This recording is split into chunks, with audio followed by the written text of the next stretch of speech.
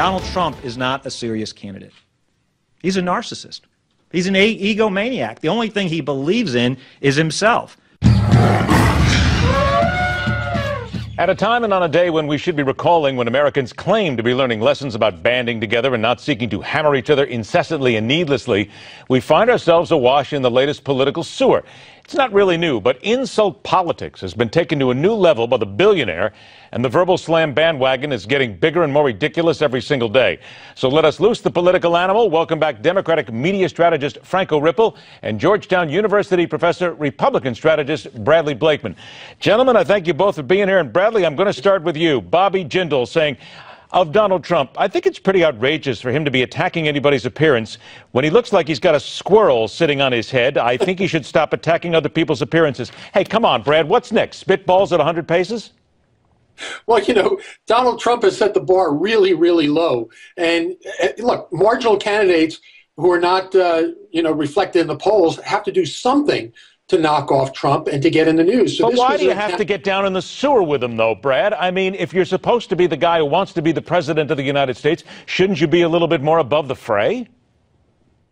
Look, there's no doubt about it. But again, Donald Trump has set the bar so low that it's really anything goes. And every day it seems to go lower and lower and lower. And yes, I agree that we should rise above this kind of bickering, especially when it's personally oriented. But you're not going to do that until Donald Trump leaves the race, unfortunately. All right. Now, here's Donald Trump again, because he goes after Carly Fiorina's face, which is one thing. Look at the face. Would anyone vote for that? Are we serious? Okay, we've heard that. Now, Franco, on top of that, there's also something else from the Donald here.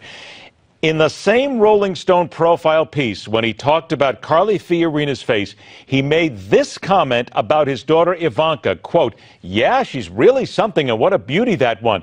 If I weren't happily married and, you know, her father..." Franco, this is creepy. I got to tell you, I think Donald Trump has just taken the run right over into becoming a little bit of a creepy human being when he's talking about his daughter. He's talking about sex with his daughter. Ed, I am not even, I have no interest in going there or touching that one. It's so far out of bounds. But you know what? So was what he said about Carly Fiorina. So was what Bobby Jindal said about Donald Trump being unstable. And here's the point that I want to make. It's been said on this program and many others on this network and others that Donald Trump is changing the conversation. He's contributing to the dialogue. He's making people talk about things like immigration that they wouldn't otherwise talk about. Here's my point. What is he changing the conversation to? Now, you're right, on a day, 9/11, 14 years later, we should be talking about coming together as Americans and moving forward together in an American century. We're talking about this crap. It's ridiculous. That's the conversation that Donald Trump is making us have. And it's making me mad. I'll tell you what, Bradley, you got to agree. Look, whether somebody wants to vote for Donald Trump or not, we're not going to change your minds here. But come on, Jindal hit it right. He's a narcissistic egomaniac who spits this stuff out. And just this stuff that he said in Rolling Tone, I'll tell you what, this really kind of makes a lot of people's skin crawl. It does. And look, this is cumulative. And I think the more Donald Trump gets outrageous, the more he attacks women and minorities, the worse it not only gets for him, but it gets for our party. I much rather talk about the criminal investigation of Hillary Clinton, her apology to her, the fact that she's tanking in the polls. We should be attacking Hillary Clinton and not attacking each other. You're talking about Republicans should be going after Hillary, right? Yeah, Republicans.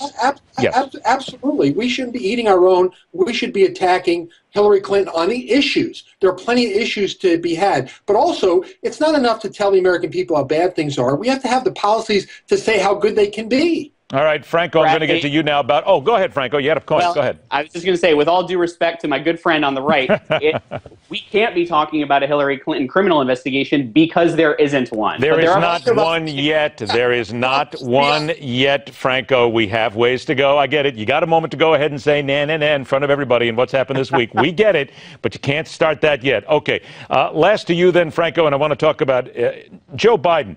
The performance he made, the moment he had with Stephen Colbert on the air, where he basically said, okay, look, I don't think you should run unless you know you want to be president and you can put all your energy into it. About 45 seconds I have left. Don't you think that this really tells us that Joe Biden is not going to run for president?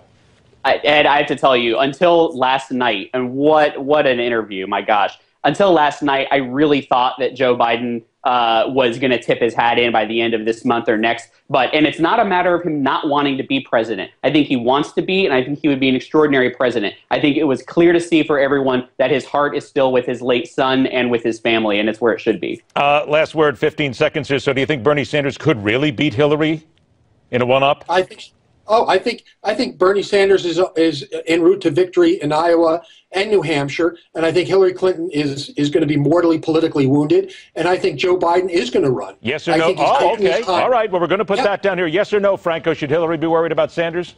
Not a chance. There you go. All right. I think that's pretty clear. All right. Brad, Franco, thank you so much for joining us, gentlemen. Who's your choice for the GOP's 2016 nominee? Go to the newsmaxpolls.com and tell us exactly who you want to see as the president, and then we will talk about it here. Stay with us. The fastest 60 minutes of news, The Hardline, will continue.